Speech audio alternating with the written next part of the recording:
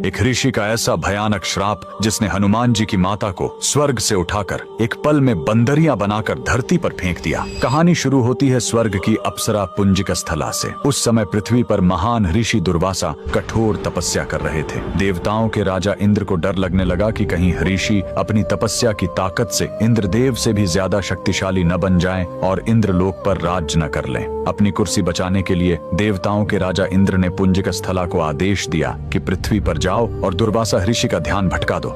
इंद्र के आदेश पर वह ऋषि के आश्रम गई और उनकी तपस्या में बाधा डालने लगी। ऋषि दुर्वासा ने गुस्से में आंखें खोली और उसे श्राप दे दिया। तूने एक चंचल वानर की तरह हरकत की है, जा पृथ्वी पर तेरा चेहरा भी वानर जैसा हो जाएगा। अप्सरा ने रोते हुए ऋषि के पैर पकड़ लिए। तब ऋषि ने दया दिखाई और मुक्ति का उपाय बताया। जिस दिन तुम भगवान शिव के 11वें रुद्र अवतार को जन्म दोगी, तुम वापस अप्सरा बन जाओगी। इसी श्राप के कारण उस अप्सरा ने पृथ्वी पर वानर राज कुंजर के घर बेटी के रूप में जन्म लिया, जिनका नाम अंजना पड़ा। बरी होने पर उनका विवाह महान वानर योद्धा केसरी से हुआ, लेकिन श्राप से मुक्ति पाने के लिए उन्हें एक पुत्र की आवश्यकता थी। इसलिए माता अंजना ने हम्पी के इसी अंजनाद्रि पर्वत पर भगवान शिव की घोर तपस्या की। सालों की तपस्या से शिव जी प्रसन्न हुए और वायुदेव के माध्यम से अंजना के गर्भ में दिव्य शक्ति स्थापित की। और तब इसी पहाड़ी पर जन्म हुआ बजरंग बली का। हनुमान जी के जन्म लेते ही माता अंजना का श्राप टूट गया। आज कर्नाटक के हम्पी में स्थित